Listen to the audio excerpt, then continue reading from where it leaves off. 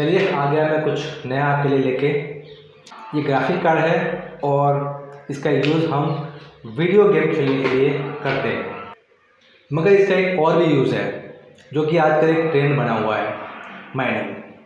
Actually mining होता क्या है कि ऐसे बहुत सारे जो ग्राफिक कार्ड होते हैं उसको एक स्टैंड के अंदर लगा दिया जाता है। उसके बाद में उसको हम पावर सप्लाई दे देते हैं, इंटरनेट का कनेक्शन दे देते हैं, क्रिप्टोकरेंसी एक्सचेंज के अंदर एक वॉलेट एड्रेस क्रिएट करते हैं एक पर्टिकुलर कॉइन की, इसको हम क्रिप्टोकरेंसी कॉइन भी बोलते हैं।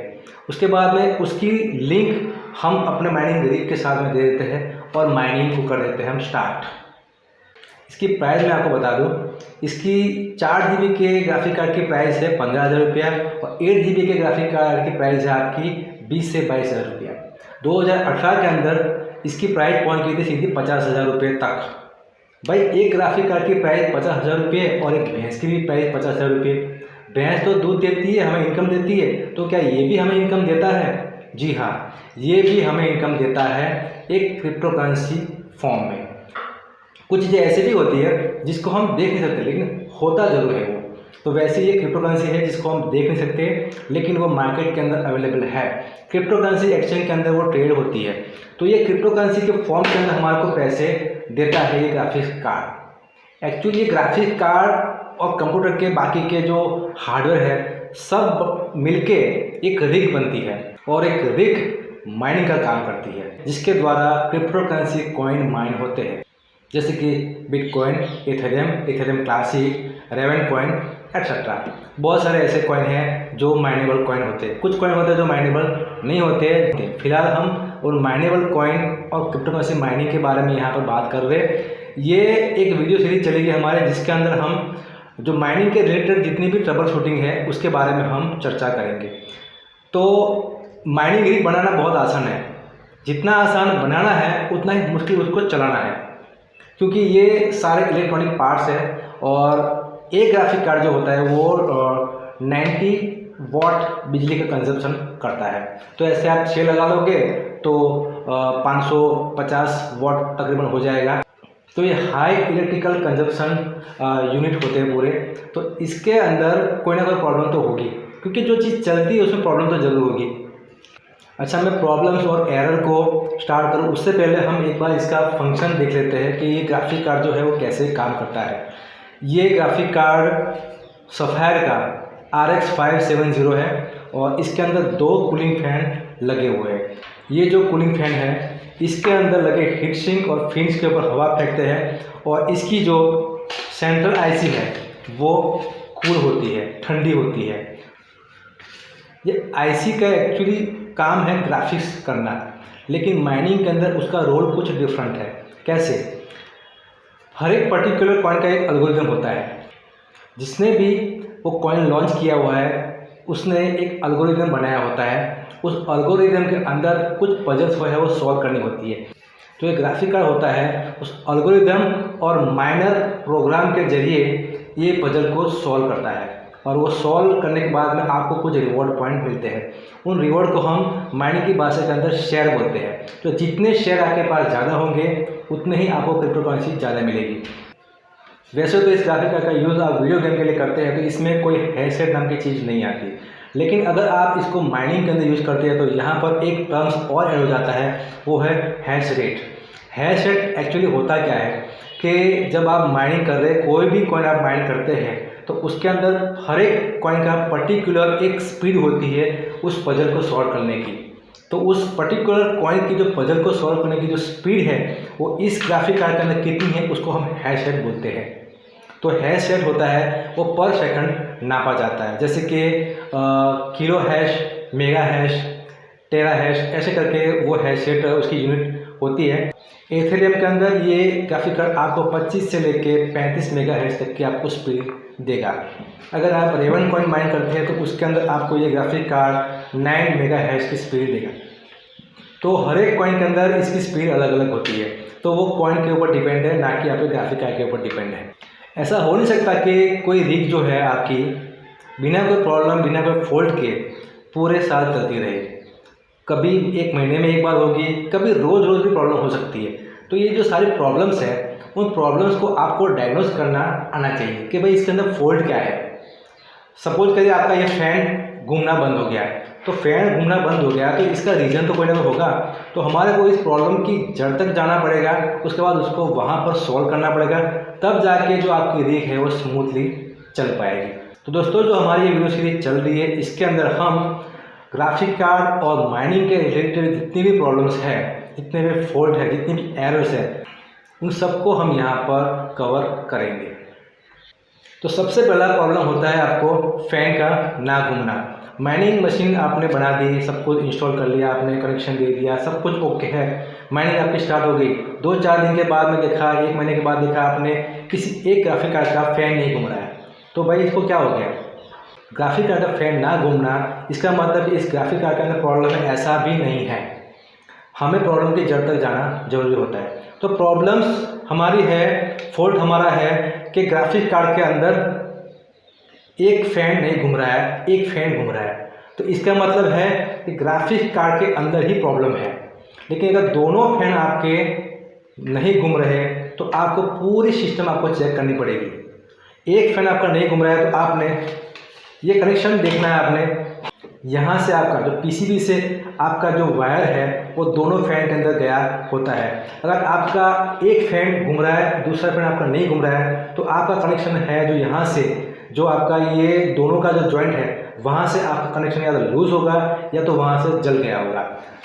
तो आपने ग्राफिक कार्ड के अंदर अगर एक फैन नहीं घूम रहा है तो आपने सबसे पहले यही चेक करना है। दूसरा, दोनों फैन अगर आपके नहीं घूम रहे तो आपने पूरी सिस्टम चेक करनी पड़ेगी। सिस्टम के अंदर प्रॉब्लम कहाँ कहाँ हो सकती है। सबसे पहला आपने देखना है कि लूज कनेक्शन। इलेक्ट्रॉनिक और इलेक्ट्रिकल के अंदर सबसे जो मेन प्रॉब्लम होती है वो लूज कनेक्शन से ही स्टार्ट होती है। जहाँ पर आपने लूज कनेक्शन को इग्नोर कर लिया वहाँ पर आपकी प्रॉब्लम होना स्टार्ट हो जाती है। तो यहाँ पर कनेक्शन कहाँ कहाँ दिए जाते हैं? कनेक्शन यहाँ पर दिए जाते हैं आपको, एक तो राइजर होता है नीचे जो कुछ इस तरीके से होता है। हालांकि एक राइजर इनबिल्ट होता है आपके मदरबोर्ड के अंदर, लेकिन अलग से जो राइजर मिलते हैं ये तकरीबन 700 से 800 रुपये के अंदर मिल जाता है राइजर। और राइजर जो आपका है वो कनेक्ट होता है यहाँ नीचे, इस तरीके से आपको राइजर को कनेक्ट करना होता है। यहाँ पर एक लॉक होता है, लगा होता है, ये लॉक आप देख रहे हैं, ये लॉक यहाँ पर, ये लॉक के अंदर ये आपका पूरा सिस्टम बैठ जाता है यहाँ पर। तो इस तरीके से ये लग जाता है। और ये राइजर केबल होती है, केबल के आगे एक और यहाँ पर छोटी सी सर्किट दी गई है और ये आपका राइजर के अंदर जो सप्लाई देना है आपने, पावर सप्लाई, उसका ये केबल होता है। तो राइजर के अंदर आपके एक राइजर केबल और एक दूसरा एक पावर सप्लाई का केबल होता है, 2 कनेक्शन होता है। और एक कनेक्शन आपका होता है आपके टाइप 4 PCLE केबल से आपका यहाँ होता है जो कि 8 पिन का होता है, उससे आप यहाँ पर इसको कनेक्ट करते हैं ऊपर की तरफ। और इससे इसको आप पावर सप्लाई के अंदर दूसरा जो सिरा है आप पावर सप्लाई के अंदर आप दे देते हैं। ये 8 पिन का केबल होता है। कहीं कहीं केबल के अंदर 2 पिन अलग से होती है और 6 पिन अलग से होती है, तो उसको दोनों को मिला के यहाँ पर कनेक्ट करना पड़ता है। किसी किसी में ये 8 पिन एक साथ होती है, तो ये टाइप 4 केबल होता है। हालांकि ये CPU का केबल है, मैं आपको रिग के अंदर अभी बताऊँगा कि इसका जो केबल हो कैसे होता है। यहाँ पर होता क्या है, मैं आपको बता दूं कि यहाँ पर बहुत सारी जो पिनें होती है, यहाँ पर नीचे की तरफ जो सॉकेट होता है उसके अंदर, तो कंटिन्यूस इसके अंदर पावर सप्लाई हम देते रहते हैं, कार्ड हमारा चलता रहता है। तो यहाँ पर हल्की सी स्पार्किंग होती है, वो स्पार्किंग आपको दिखती नहीं है लेकिन स्पार्किंग होती है माइनर सी, और इसके अंदर क्या है, सल्फेशन जम जाता है। तो कभी कभी क्या होता है, कोई 1-2 पिन के अंदर सल्फेशन जम जाने से आपका जो सप्लाई हो इंटरप्ट हो जाता है, जिसके कारण आपका जो है या तो फैन का काम करना बंद कर देता है, या ग्राफिक कार्ड के अंदर कोई खराबी आ जाती है जिससे आपकी माइनिंग रुक जाती है, या तो फिर आपके सिस्टम के अंदर ग्राफिक कार्ड शो नहीं करता है। तो ये सारे प्रॉब्लम आती है। तो सबसे पहले आपने यहाँ पर क्या, यहाँ पर आपने इरेजर से ये पूरा यहाँ पर साफ कर देना है, सल्फेशन को हटा देना है। जहाँ जहाँ भी कनेक्शन आपको लग रहा है कि लूज होने के चांसेस है वहाँ पर एक बार चेक कर लेना है। कभी भी यहाँ पर कोई पानी वगैरह लग ना जाए, ये ध्यान रखना है, क्योंकि यहाँ पर कुछ चीज़ें जो होती है वो आयरन की भी होती है जिसके अंदर जंग लग जाता है, फिर बाद में वो आपका कनेक्शन है वो सही नहीं रहता है, फिर फॉल्ट होना स्टार्ट हो जाता है। एक बार आप अपना राइजर केबल चेंज करके देख लीजिए, एक बार आप अपना राइजर चेंज करके देख लीजिए। अगर उसमें सॉल्व नहीं होता है तो फिर आपने अपने ग्राफिक कार्ड के अंदर प्रॉब्लम है, ये आपने मान लेनी है। अगर आपने अपना फ़ैन जो है ऑटो स्पीड पर रखा हुआ है तो उसे ऑटो स्पीड से निकाल के आप उसको मैनुअल स्पीड के ऊपर कर दीजिए और उसकी स्पीड हो सेट कर दीजिए। तो एक बार ये भी आपने कर लेना है, ये सारी चीज़ें एक बार चेक कर लेनी है। अगर फिर भी नहीं होता है तब आपने डिसाइड करना है कि आपके ग्राफिक कार्ड के अंदर कोई प्रॉब्लम है। अच्छा, आपके कार्ड अगर पुराने हैं तो आपने एक बार देख लेना है कि इसके ऊपर डस्ट तो नहीं जमा हुआ। कभी कभी होता क्या है कि फ़ैन के ऊपर पूरी डस्ट जम जाती है, डस्ट अंदर भी चली जाती है और फैन पूरा जाम हो जाता है। तो फ़ैन आपका उंगली से घुमाने के ऊपर चलना चाहिए, तब जाके आप मान सकते हैं कि फ़ैन आपका सही है। कभी कभी उसकी मोटर भी जल जाती है तो वो भी आपने एक बार चेक करना ज़रूरी हो जाता है। तो ये सारी चीज़ें होती है जो फ़ैन ना घूमने के कारण हो सकते हैं। हमेशा फ़ैन को कुछ समय समय के दौरान आपने इसको साफ़ करते रहना चाहिए, छोटे से ब्रश से आप इसको साफ़ करते रहिए। और अगर आप इसको खोल सकते हो तो खोलने के बाद में इसके जो सारे फिन्स है अंदर, आपके जो हीट सिंक है उसको भी पूरा आप साफ़ कर लिए ताकि आपका जो ग्राफिक कार्ड है वो बिल्कुल स्मूथली काम करेगा। तो ये फ़ैन की ये कुछ प्रॉब्लम्स थी।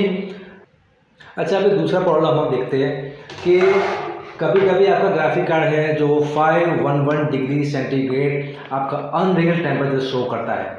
ये किसके कारण शो करता है?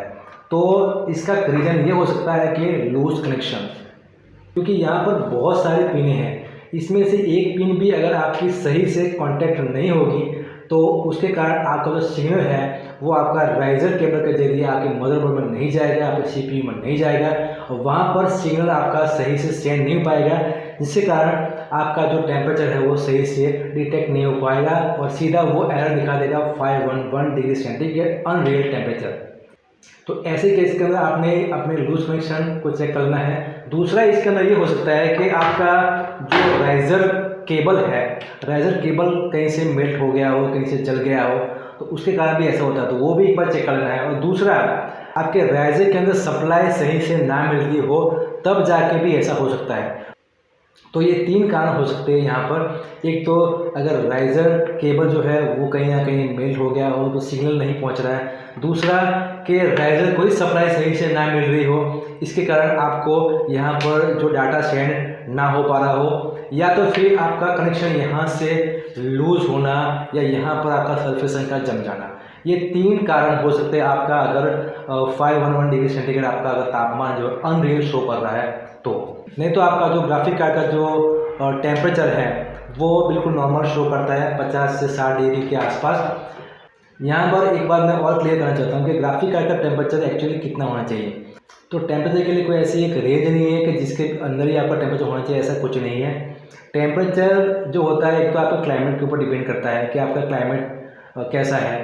तो गर्मी के सीजन के अंदर आपका जो टेम्परेचर है वो 60 से 70 डिग्री तक होता है, वो नॉर्मल है।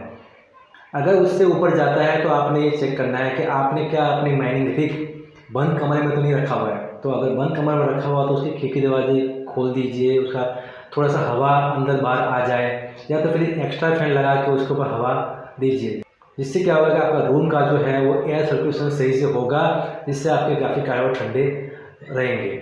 सर्दी के अंदर आपका ग्राफिक कार्ड का टेम्परेचर जो होता है वो 50 डिग्री के आसपास रहता है, वो नॉर्मल है।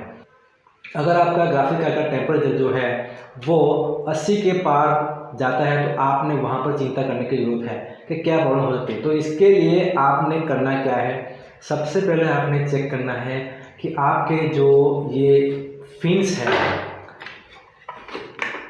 यहाँ पर जो फिन्स लगे हुए हैं, ये हीट सिंक है पूरा, हीट सिंक के जो फिन्स है उसके अंदर डस्ट तो नहीं जमी हुई है। एक बार इस डस्ट को आप पूरी निकाल दीजिए, इसको साफ़ कर दीजिए, उसके बाद में फिर आप दोबारा से इंस्टॉल कर दीजिए। तो आप देखिए तो अभी भी आपको टेम्परेचर उतना ही आ रहा है, टेम्परेचर आपका गिरेगा। और टेम्परेचर अगर सही नहीं होता है तो फिर आपने दूसरा एक काम करना है, आपने यहाँ पर अपनी थर्मल पेस्ट को चेंज करना पड़ेगा, क्योंकि काफ़ी अगर पुराने समय से आपके कार्ड चल रहे हैं तो आपकी जो मेन जो चिप्स है, मेन जो आपकी आईसी है, आईसी और हीट सिंक के बीच में हम एक हीट कंपाउंड एक पेस्ट यूज़ करते हैं, जो पेस्ट आपको ऑनलाइन पे मिल जाएगी और कुछ इस तरीके से पेस्ट होती है वो। ये जो है हीट सिंक कंपाउंड जिसको बोलते हैं हम। ये छोटी सी डिब्बी है, वो मार्केट के अंदर तकरीबन 80 से 90 रुपये की आती है। अगर आप अच्छी वाली यूज़ करते हो तो आपको वो 1000 रुपये के आसपास भी आपको आएगी। तो मैं रिकमेंड करूँगा कि आप अच्छी वाली यूज़ करें। तो एक पेस्ट आप अगर खरीदोगे तो उससे आपके कम से कम 10 ग्राफिक कार्ड आपके उससे हो जाएंगे। तो वो आपने पेस्ट चेंज कर देनी है जो कि हीट सिंक और आपकी जो मेन आईसी है उसके बीच में लगी होती है, जिससे आपकी जो आईसी की हीट है वो डायरेक्टली जो हीट सिंक के ऊपर पूरी ट्रांसफ़र हो जाती है और उसको फिर ये कूलिंग फैन के द्वारा कूलिंग मिलती है। तो ये होता है आपके फैन के अंदर कोई प्रॉब्लम आती है तब, या फिर आपका जब टेम्परेचर अनरियल शो करता है तब आपने इसको कैसे डायग्नोस करना है और कैसे सॉल्व करना है। तो अभी हम तीसरा फॉल्ट देख लेते हैं कि क्या एरर आ सकती है आपके माइनिंग रिग के अंदर। अभी तीसरा इश्यू है fail to send message 282 rate is 65535। ये अगर आपके स्क्रीन के ऊपर डिस्प्ले होता है तो आपने समझ लेना है कि आपके पैचिंग सॉफ्टवेयर के अंदर प्रॉब्लम है या तो फिर आपकी फ्रीक्वेंसी के अंदर प्रॉब्लम है। कभी कभी ऐसा होता है कि आपकी जो पावर सप्लाई की फ्रीक्वेंसी के अंदर फ्लक्चुएशन होती है, उसके कारण ये प्रॉब्लम आपकी टेम्पररी बेस के ऊपर आ जाती है। और दूसरा है आपका अगर patching software kernel 5.4 RC1 and Mesa 19.2 अगर है तो आपको अपने जो ये पैचिंग सॉफ्टवेयर को है अपग्रेड करना ज़रूरी होता है। आप लेटेस्ट वर्जन में चले जाइए, आपका ये प्रॉब्लम ऑटोमेटिकली सॉल्व हो जाएगा। कभी कभी इसका कारण ये भी हो सकता है कि आपका राइजर और आपका जब कार्ड आपने फिट किया हुआ है वो सही तरीके से फिट हुआ नहीं होता है, तब ये प्रॉब्लम शो करती है और आपका जो कार्ड है आपके स्क्रीन के ऊपर डिटेक्ट नहीं होता है। तो आपने करना क्या है, आपने अपने कार्ड को राइजर से अनइंस्टॉल करना है, दोबारा से आपने इसको इंस्टॉल कर देना है, तो ये प्रॉब्लम जो आपकी है वो दूर हो जाएगी। लास्ट इश्यू हमारा है अगर आपकी कंप्यूटर डिस्प्ले के ऊपर ये एरर शो करती है, जैसे कि error sending status fail to connect to host और प्रॉक्सी और कनेक्शन है, तो आपने यहाँ पर समझ लेना है कि आपके इंटरनेट कनेक्शन के अंदर कोई गड़बड़ी है। अगर आप BSNL का ब्रॉडबैंड कनेक्शन यूज़ करते हैं जो कि लैंडलाइन होता है तो आपकी इंटरनेट स्पीड आपने चेक कर लेनी है। अगर आपकी इंटरनेट स्पीड लो है तब जाके ये एरर आपकी शो करती है, क्योंकि आपका जो डाटा है वो आपके माइनिंग पूल तक पहुंच नहीं पा रहा है, इसके कारण ये एरर शो करती है। अगर आप वाईफाई यूज़ करते हैं तो आपने यहाँ पर थोड़ा सा ध्यान रखना ज़रूरी होता है, क्योंकि दो तरीके से इसमें वाईफाई यूज़ होता है। एक तो आप डायरेक्टली अपने वाईफाई से माइनिंग रिग के अंदर आप कनेक्शन देते हैं, दूसरा आप रिपीटर या तो फिर आप राउटर के जरिए ईथरनेट केबल के जरिए आप अपने कंप्यूटर के अंदर आपका कनेक्शन देते हैं। जब आप HiOS यूज़ करते हैं तब आपकी जो फ्लैशिंग ड्राइव है उसके अंदर वाईफाई का SSID कोड और पासवर्ड, ये सभी चीज़ों का आपने कॉन्फ़िगरेशन करना ज़रूरी होता है और ये चीज़ें आपने अपने बैच फाइल के अंदर डालनी पड़ती है। उसके बाद ही आप अपने जो फ्लैश ड्राइव है वो आपके माइनिंग रिग के अंदर इंस्टॉल कीजिए। उसके बाद में अगर आप राउटर या रिपीटर यूज़ कर रहे हैं तो आपने ये इंश्योर करना है कि आपके राउटर और रिपीटर के तीन इंडिकेटर लाइट है, जो कि एक पहली लाइट है वो आपका वाईफाई कनेक्शन को शो करती है, दूसरी आपका राउटर टू कंप्यूटर यानी कि आपकी माइनिंग मशीन का दोनों के बीच कनेक्शन को शो करती है, और तीसरा आपके नेटवर्क को शो करती है। तीनों लाइट जो है वो आपकी इंडिकेटर लाइट ऑन होनी चाहिए यानी कि ग्रीन होनी चाहिए। इसमें से कोई भी इंडिकेटर लाइट अगर रेड शो करती है तो आपके इंटरनेट कनेक्शन के अंदर कोई ना कोई प्रॉब्लम है, आपने ये समझ लेना है। तो इन सारी बातों का ध्यान रख के हम वाईफाई से रिलेटेड प्रॉब्लम जो है, इशू है, उसको हम सॉल्व कर सकते हैं। तो ये सारे थे जो इश्यू जो हमारे को माइनिंग के वक्त में फेस करने पड़ते हैं। नेक्स्ट वीडियो के अंदर हम और भी इश्यूज और उसके सॉल्यूशन लेके आएंगे। तो तब तक के दोस्तों धन्यवाद, थैंक्स फॉर वॉचिंग।